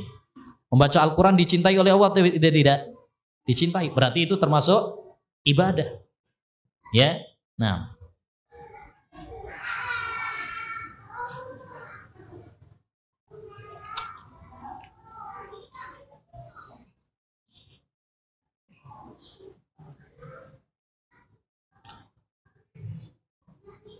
jika kita sudah berusaha istiqomah namun sifat kita masih keras, bagaimana caranya agar sifat kita berubah menjadi lebih baik? Ya, baik. Agar kita bisa memiliki akhlak yang mulia, ya, yang tadinya keras bisa menjadi lembut, ya, maka kita harus berusaha, dan itu bisa. Jangan bilang saya sudah takdirnya dari sono udah begini, ini udah watak saya, ini udah karakter saya, nggak bisa dirubah. Siapa bilang nggak bisa dirubah? hewan saja yang tadinya buas bisa menjadi lunak. Ya, kalau dilatih. Makanya Nabi SAW mengatakan innamal ilmu bitta'allum wal hilmu bittahallum. Ilmu itu adalah dengan dipelajari, dan kelembutan itu adalah dengan berusaha untuk lembut. Yani ada usaha. Memang akhlak itu ada dua macam. Ada yang memang tabiat, udah warisan. Orang tuanya dermawan, anaknya pun ikut apa? Dermawan. Ada yang seperti itu, sifat bawaan. Ada yang dengan usaha yang dahulunya keras, ya, kemudian dia berusaha untuk lembut. Ya. Itu bisa. Caranya bagaimana? Pertama, berdoa kepada Allah. Nabi SAW berdoa supaya diberi akhlak yang baik. Allahumma ati nafsi taqwaha wa zakkiha anta khairu man zakkaha. Ya Allah, berikan kesucian hatiku dan berikan ketakwaan. Jadi Nabi SAW minta doa kepada Allah Subhanahu wa ta'ala. Yang kedua adalah dengan berusaha membiasakan diri. Berusaha membiasakan diri. Harus berjuang. Walladzina jahadu fina lanahdiyannahum subulana. Orang-orang yang berjuang di jalan kami, maka kami akan permudah. Ya, diberi hidayah oleh Allah Subhanahu wa ta'ala. Ya, yang ketiga, bersahabat dengan orang-orang soleh, dengan orang-orang yang lembut, orang-orang yang akhlaknya baik. Karena sahabat itu nular. Kalau kita ya berteman dengan orang-orang yang kurang ajar akhlaknya, orang-orang yang kotor ucapannya, ketularan, jelek. Ya, tapi kalau kita berakhlak dengan orang-orang yang baik, ya, omongan-omongan mereka lembut, ya, kita pun akan apa? Ya, terbawa. Jadi cari teman-teman yang baik. Kalau kita ngomong jorok, ngomong yang keras, malu kita ini sama dia. Itu akan membentuk. Kemudian juga di antara caranya juga adalah dengan belajar ilmu agama. Kalau kita membaca ayat-ayat yang memerintahkan kepada kita akhlak yang mulia, lemah lembut, ya, ikut ke pengajian-pengajian yang menyejukkan hati kita, melembutkan hati kita, ya, mengajarkan kepada kita akhlak yang mulia, maka ini akan bisa apa? Melembutkan hati kita. Ya, jadi harus dengan usaha, jangan pasrah, jangan nyerah. Nah,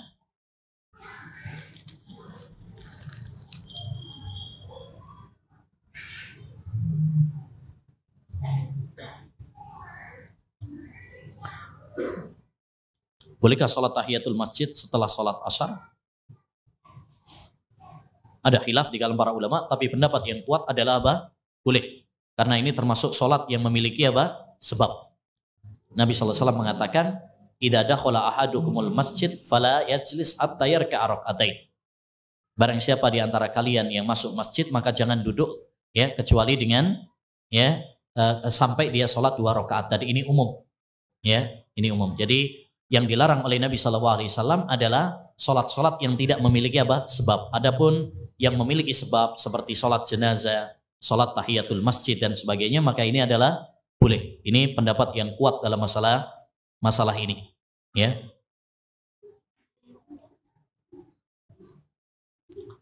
Ustadz, bolehkah menuntut ilmu hanya mengandalkan di rumah saja dengan mendengarkan kajian di radio, TV atau dari YouTube?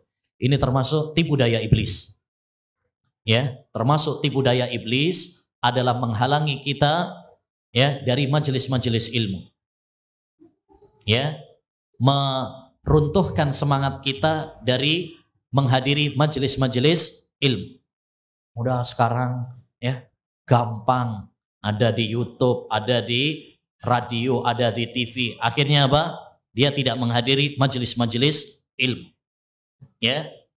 Ini termasuk tipu daya iblis, ya, yang harus kita waspadai. Karena ikhwani, ya, keutamaan majelis ilmu tidak akan antum dapatkan ketika antum di rumah lewat TV, lewat radio, lewat HP dan sebagainya. Ketika Nabi SAW mengatakan, ya, man ghada ilal masjid, ya, barang siapa yang pergi ke masjid tidak ada tujuan kecuali untuk menimba ilmu agama atau mengajarkannya, kecuali dia akan mendapatkan pahala seperti orang yang berangkat haji. Itu bagi orang yang berangkat ke masjid. Antum nggak mendapatkan kalau antum cuma di rumah. Ya, demikian juga sabda Nabi SAW. Majtama'a qaumun fi baitin min buyutillah yatluna kitaballah wa yatadarasunahu bainahum illa nazalat alaihimus sakinah wa ghasyiyatuhumur rahmah wa haffatsumul malaika wa dzakarahumullahu fi man indah. Tidaklah berkumpul suatu kaum di salah satu rumah dari rumah-rumah Allah. Berkumpul. Sedangkan kalau kita di rumah nggak akan mendapatkan keutamaan ini. Ya. Mereka apabila berkumpul di salah satu rumah dari rumah-rumah Allah mempelajari ayat-ayat Al-Quran, maka akan turun kepada mereka ketenangan. Tenang kita. Ya, yang hatinya keras, ya, sumpah, tengkar rumah tangganya, misalkan, kalau hadir dalam majelis ilmu, insya Allah akan mendapatkan ketenangan, kedamaian. Ya, gitu. Ini nggak akan antum dapatkan ketika antum cuma di rumah saja. Demikian juga ayyuhal ikhwah, manfaat yang sangat besar kalau kita hadir dalam majelis ilmu adalah apa? Ini akan menjadikan kita istiqomah. Karena kita akan bertemu dengan ya ikhwan, akhwat yang seperjuangan dengan kita. Berbeda kalau antum di rumah. Ya, antum nggak akan mendapatkan hal itu. Ya, barokah, rahmat Allah Subhanahu wa taala, pahala nggak akan didapatkan seperti kalau kita nggak hadir. Ya. Demikian juga ya, di antara manfaat yang antum tidak mendapatkan kalau nggak hadir dalam majelis ilmu adalah apa? Keseriusan dalam menuntut ilmu. Ya. Sudah dimaklumi bersama rahasia umum kalau kita cuma lewat YouTube, cuma lewat Facebook, nggak serius. Cuma lewat radio, nggak bakalan serius. Ya, apalagi di rumah ramai ada anak-anak ini, ya, nggak bakalan serius. Tapi kalau kita hadir dalam majelis ilmu, maka kita akan lebih apa? Serius dalam menuntut ilmu. Bukan berarti saya mengharamkan, bukan berarti saya melarang, bukan. Tapi hendaknya bagi kita untuk berupaya menghadiri majelis ilmu. Jangan malas karena kita tidak pernah tahu. Dalam kehadiran kita di majelis ilmu, kita akan mendapatkan satu faedah yang akan memasukkan kita ke surga. Ya. Nah, adapun media-media dakwah tersebut, ya, itu kalau memang kita ada udzur yang mendesak, ya, atau bagi orang-orang yang masih awam yang belum mengenal lezatnya ilmu, sehingga itu sebagai jembatan pertama. Nah, adapun bagi orang yang sudah merasakan lezatnya ilmu, maka tidak cukup dengan semua itu. Nah, mohon nasihat Ustadz agar kami kaum muslimah semangat menuntut ilmu. Oh, tadi sudah disemangati tadi. Ya, sudah dimotivasi. Nah, dan khusus bagi kaum muslimah, ya, para wanita juga wajib menuntut ilmu sebagaimana kaum laki-laki. Talabul ilmi fariidhatun ala kulli muslim. Menuntut ilmu itu adalah kewajiban bagi setiap muslim. Ya, lafadz muslim mencakup juga adalah muslimah. Walaupun tambahan wa muslimatin tidak ada dalam hadis. Ya, hadisnya tidak sahih, tapi maknanya benar. Karena muslimah juga wajib menuntut ilmu agama. Bahkan kalau kita melihat semangat wanita-wanita sahabat Nabi SAW dahulu ketika belajar ilmu agama luar biasa. Sampai dibukukan oleh para ulama, An-nisa'u tas'al wan nabiyyu yujib. Wanita bertanya, Nabi menjawab. Ya, as'ilatun nisa' lin nabi. Pertanyaan-pertanyaan wanita kepada Nabi. Dan itu menunjukkan semangatnya mereka dalam menuntut ilmu. Bahkan pernah ada rombongan para wanita datang kepada Nabi, wahai Rasulullah, enak ya jadi laki-laki, ya, sering bersama Anda, sholat berjamaah dengan Anda, jihad bersama Anda, sedangkan kita nggak bisa. Berikanlah waktu kepada kami untuk ngaji ilmu agama. Ya, mereka iri. Bukan iri dengan dunia, tetapi iri ya tentang ngaji ilmu agama. Ya, sehingga Nabi SAW akhirnya janjian dengan mereka untuk menyampaikan ilmu di salah satu rumah, ya, salah seorang di antara mereka. Ini menunjukkan semangat, ya, para wanita. Bahkan banyak para wanita pengukir sejarah. Ya, ada sebuah buku Ibunda Para Ulama. Ya, ulama-ulama yang sukses dalam menuntut ilmu agama, ternyata di balik mereka adalah apa? Wanita-wanita yang mulia. Ya, wanita-wanita yang mulia. Disebutkan oleh Syekh Masyhur bin Hasan Ali Salman dalam kitabnya Inayatun Nisa bil Hadisin Nabawi, perhatian wanita kepada hadis Nabawi, hadis Nabi. Disebutkan di Libya ada seorang wanita namanya Wiqayah. Ulama-ulama di Libya kalau mendapatkan suatu pertanyaan yang berat, nggak bisa jawab, mereka mengatakan ta'alau bina ila Wiqayah. Ayo pergi kepada Wiqayah. Fa inna isabataha khairun min isabatina. Karena kerudung yang dia pakai lebih baik daripada sorban-sorban yang kita pakai. Ya, tanya kepada siapa? Seorang wanita. Ini menunjukkan bahwasanya wanita juga hendaknya bersemangat dalam menuntut ilmu. Musibah pada zaman kita sekarang, wanita ngerti tentang ya seluk-beluk film, artis, penyanyi. Tapi kalau ditanya tentang siapa nama istri-istri Nabi sallallahu alaihi wasallam, nggak ngerti. Sebutkan nama istri-istri Nabi. Taunya cuma Khadijah sama Aisyah. Padahal istri Nabi berapa? 11. Ya, istri Nabi sallallahu alaihi wasallam 11. Nah,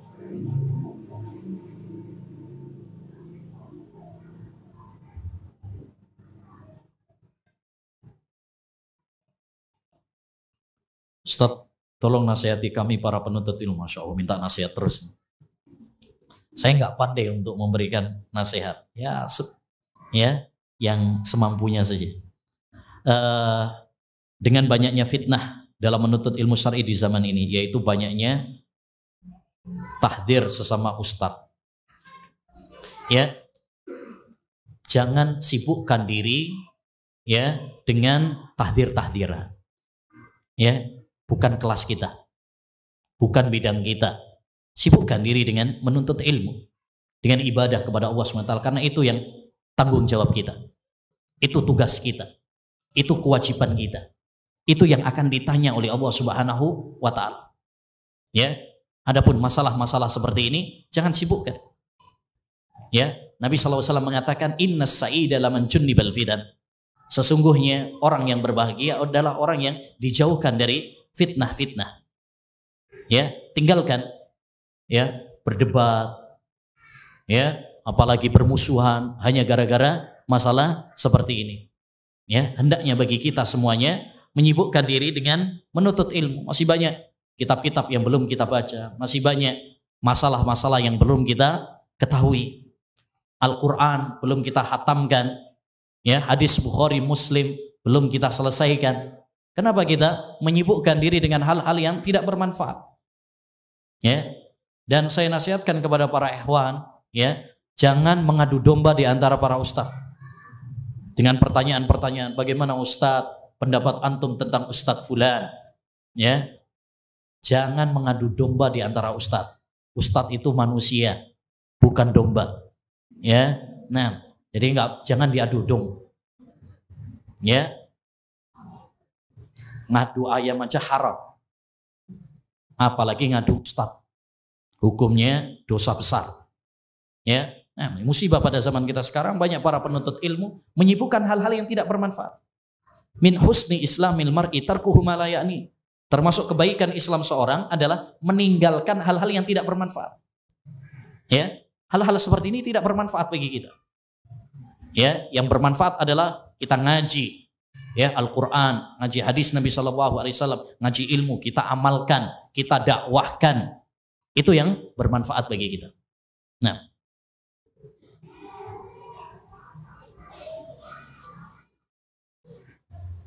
Ana mau bertanya bagaimana hukum kerja yang membuat anggota tubuh sakit. Misalkan kaki dan tangan sakit karena terlalu lama berdiri. Apakah ini termasuk dolim? Ya, namanya kerja ya capek loh mas. Ya, kerja tidur aja capek kok. Ya, mau kerja yang nggak capek, yang nggak bikin sakit ya. Ya. Nah, jadi kalau memang ini adalah sesuatu yang sangat wajar, artinya memang itu adalah konsekuensi dari suatu pekerjaan, letih, capek, ya bahkan mungkin sakit, maka Ya ini nama konsekuensi pekerjaan. Ya, kata Imam Ibnul Qayyim, tidaklah kebahagiaan itu diraih kecuali dengan rasa capek dan lelah. Ya, semuanya ada capeknya. Tinggal kita capeknya kenapa? Kalau capek kita, lelah kita adalah karena ketaatan kepada Allah Subhanahu wa taala, maka itu adalah sesuatu yang mulia. Tapi kalau capeknya untuk hal yang maksiat kepada Allah Subhanahu wa taala, nah ini yang bermasalah. Dan kerja selagi ini adalah sesuatu yang memang wajar gitu ya, maka itu termasuk ibadah kepada Allah Subhanahu wa taala. Jadi kalau kita letih, capek karena kerja, itu ibadah. Nabi SAW pernah mengatakan, innaka lan tunfiqa nafaqatan tabtaghi biha wajha Allah illa ujirta 'alaiha. Tidaklah kamu memberikan nafkah ikhlas karena Allah SWT kecuali kamu akan mendapatkan pahala. Walaupun sesuap nasi makanan yang kamu berikan kepada istrimu, keluargamu. Jadi ya kalau memang masih relatif wajar ya. Tapi kalau memang ya nggak wajar gitu ya. Ada sebagian orang tidak wajar. Kerja sih kerja, tapi Masya Allah sedikit istirahatnya. Ya sampai ngelembur, ya jarang tidur. Ini zalim. Ya maka ini apa? Zalim. Ya. Jangan ngoyo-ngoyo untuk dunia. Perhatikan dalam Al-Qur'an Allah Subhanahu wa taala, ya, Allah Subhanahu wa taala ketika memotivasi kita untuk akhirat, kalimat-kalimatnya fas'au ila dzikrillah. Bergegaslah kalian untuk zikir kepada Allah. Fafirru ila Allah. Berlarilah kalian menuju Allah. Fastabiqul khairat. Berlomba-lombalah kalian dalam kebajikan. Wasari'u ila maghfiratin. Bergegaslah kalian menuju maghfirah Allah. Itu kalau untuk akhirat. Tapi kalau untuk dunia, Allah cuma mengatakan famshu fi manakibiha. Berjalanlah di muka bumi ini untuk mencari rizki. Jalan aja. Maksudnya apa? Nggak usah ngoyo-ngoyo. Ya, sebagian orang sampai banting tulang, remuk semuanya hanya untuk mencari untuk dunia, ibadahnya dilalaikan. Maka ini adalah sesuatu yang tidak benar. Ya, ambil dunia itu sekedarnya untuk jembatan menuju ibadah kepada Allah Subhanahu wa taala. Jangan sampai kita mengejar dunia, lupa akhirat kita, lupa ya ibadah kita. Gak selesai-selesai lah ini. Ya.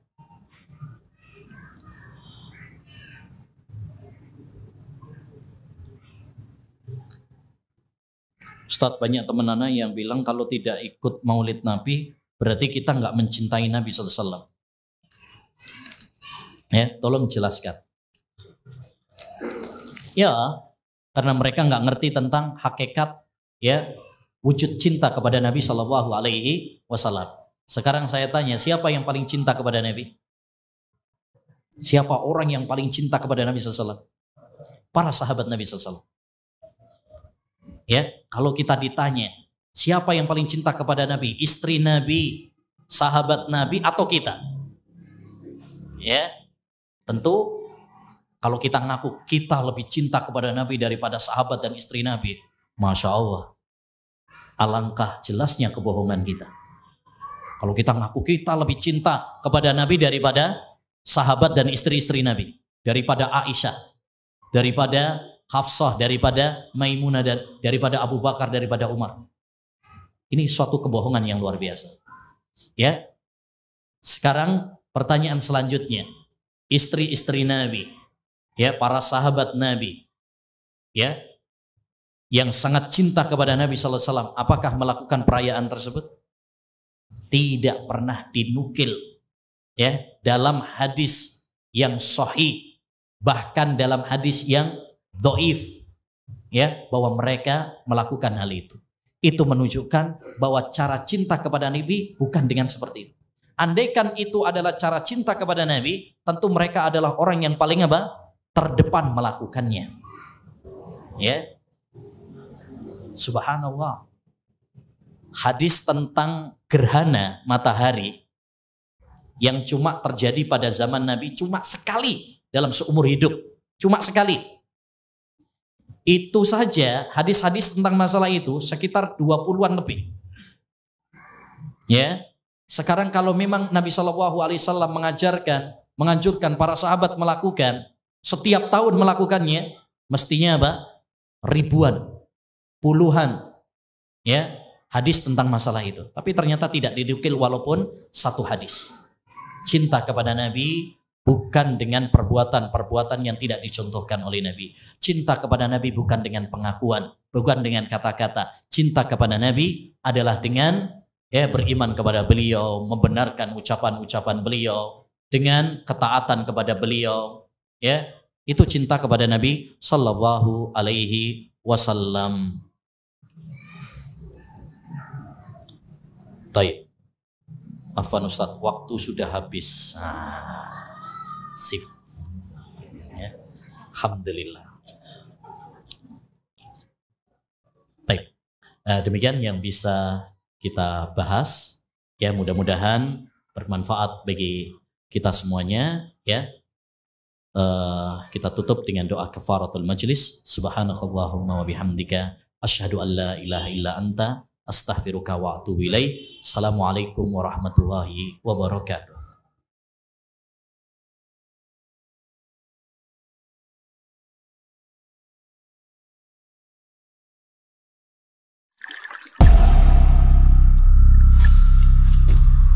هل جزاء الإحسان إلا الإحسان